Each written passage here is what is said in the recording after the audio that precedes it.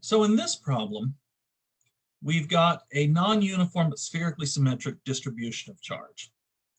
Okay, so the charge is still spherically symmetric, but it starts at a certain value at the center, certain charge density at the center, decreases, becomes negative, and then it's zero outside of a certain size.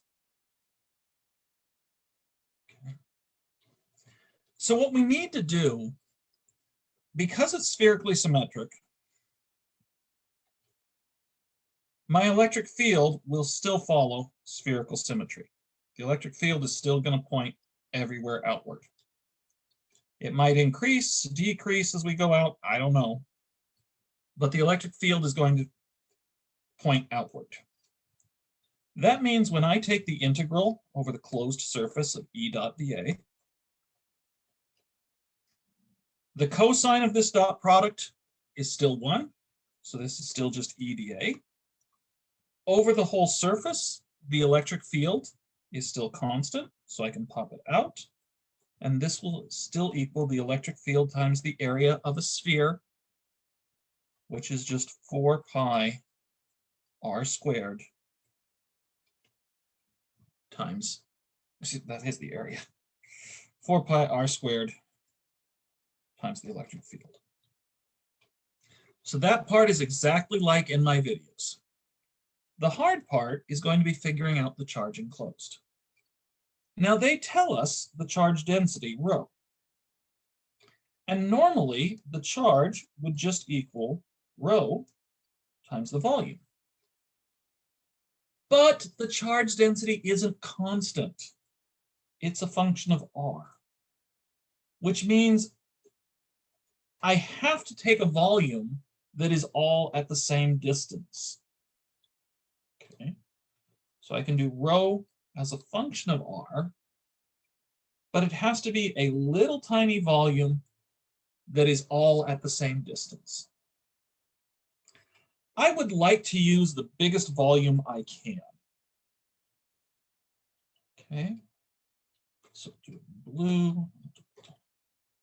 So I am going to take a volume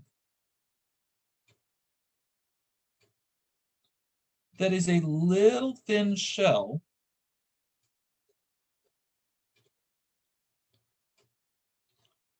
a distance little r from the center and of width dr. Now, because it's thin, I can just take the surface area of that sphere and multiply it by that little bit of depth, and that will give me the area or the volume of that shell. So the way we say that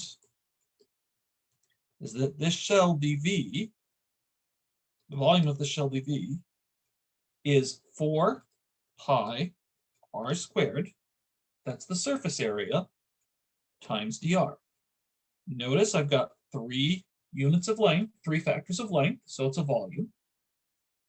And that is the biggest volume that is all at a constant distance away from the center. Okay. Because it's a dV, this is a dq.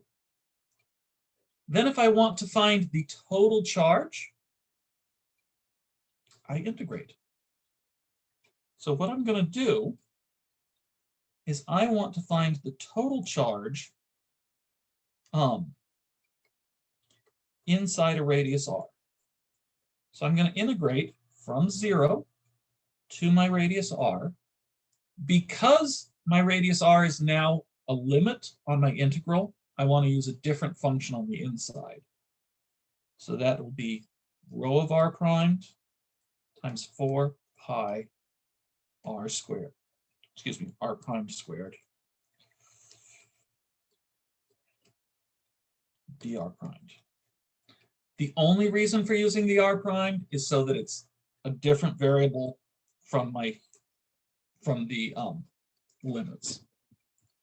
Let's go back to the problem setup.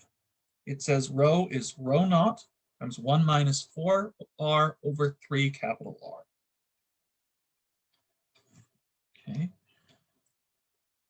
This is the integral from 0 to r of rho naught, 1 minus 4 little r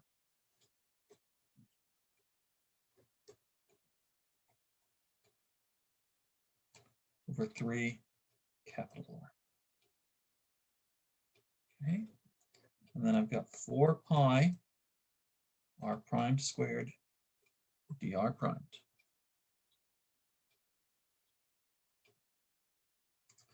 The 4 pi and the rho naught can all come out the front. So this is 4 pi rho naught.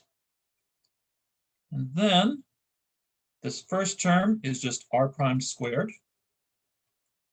And the next term is minus 4 over 3 capital R. This was r primed cubed. Those are all being integrated dr primed from 0 to r. Okay, that is 4 pi rho naught. That first one is r primed squared, or cubed, excuse me.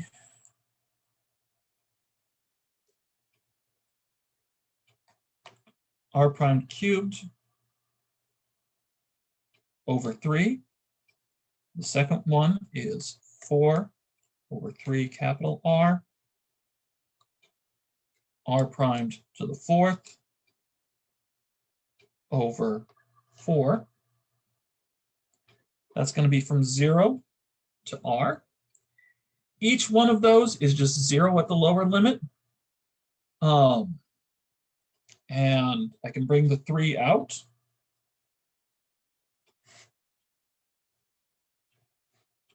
Okay. So this is 4 pi rho naught over 3. This 4 cancels. And then I've got, they each have an r cubed in them. 1 minus little r over big R. Okay. This formula holds for the charge inside the radius r, so long as the little radius r is less than big radius r. Remember, the setup said that the charge density is 0 once I get bigger than big R. That means that once I get past big R, the total charge enclosed won't change. So if it's bigger than big R, the total charge enclosed is the same as it is at big R. All right, so first, find the total charge contained in the charge distribution. Well, that just means we take this integral all the way out to big R. It's pretty clear. If I put little r equal to big R, this little r over big R is 1. I get 1 minus 1, it's 0. So for A, Q total is 0. And it means that the electric field out further than R is 0. So E equals 0 for R greater than big R. Okay. But now, obtain an expression for the electric field in the region capital R greater than big R. Okay, I already did that. We could have also simply said, okay, 4 pi R squared E is equal to Q enclosed over epsilon naught. But for any value of little r that is bigger than capital R, the charge enclosed is 0, so the electric field is 0. Okay. This is B. For C, it's a little more complicated. I have to set my 4 pi R squared E equal to this charge enclosed within a radius little r. So that is 4 pi rho over 3 r cubed times 4 pi rho naught over 3 r cubed times 1 minus little r over big R. Now there's a lot of things that cancel. 4 pi's cancel. 3 of these factors of r cancel. And I find that the electric field is equal to rho naught over 3 times r times 1 minus r over capital R. Okay?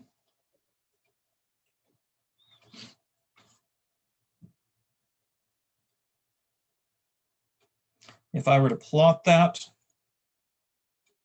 might even be what they asked me to do next. Graph the electric field magnitude as a function of r.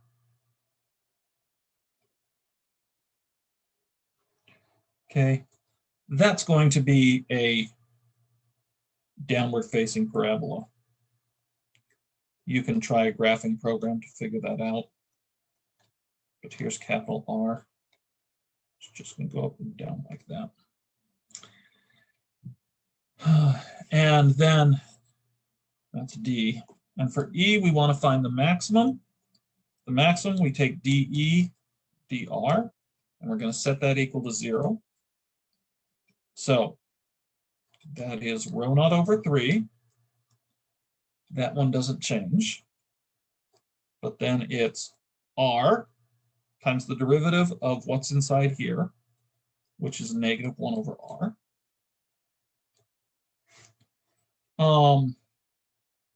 Minus the right-hand side, 1 minus little r over big R, times the derivative of the outside, which is just 1. That's just that.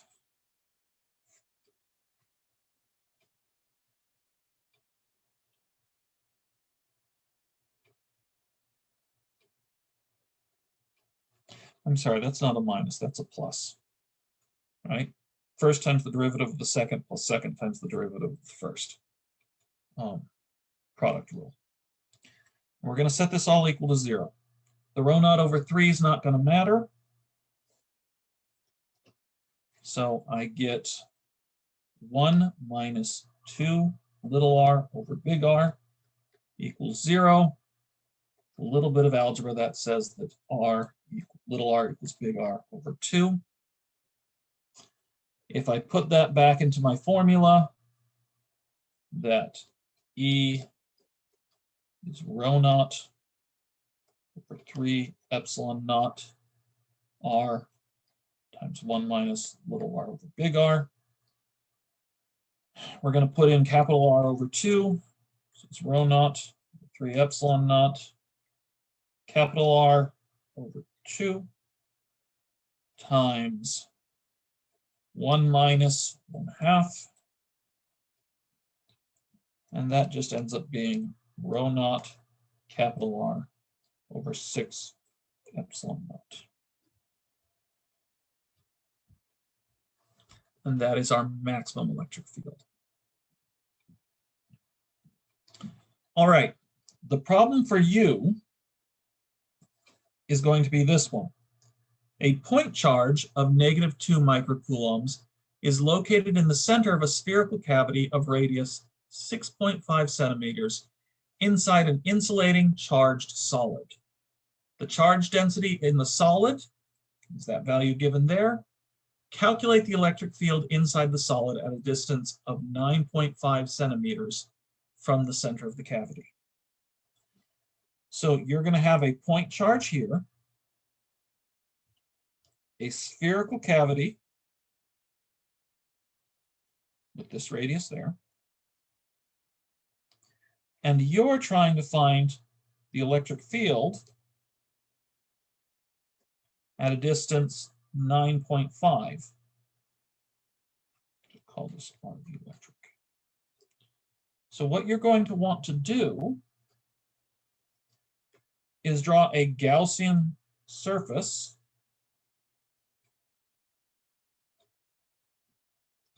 at the radius where you want to measure the electric field. Everything about finding the flux is still spherically symmetric, so you are going to do it exactly the same way I found the flux here. The idea for figuring out the charge enclosed, you can do it this same way, or you can just figure out how much volume there is in the charge density region. Okay. Find this total volume. Use this charge density plus the point charge at the center. Use that to figure out the total charge enclosed, and use Gauss's law to find your electric field. All right, good luck with that. And don't tell me that this one is harder than the one I just worked for you. It definitely isn't this time.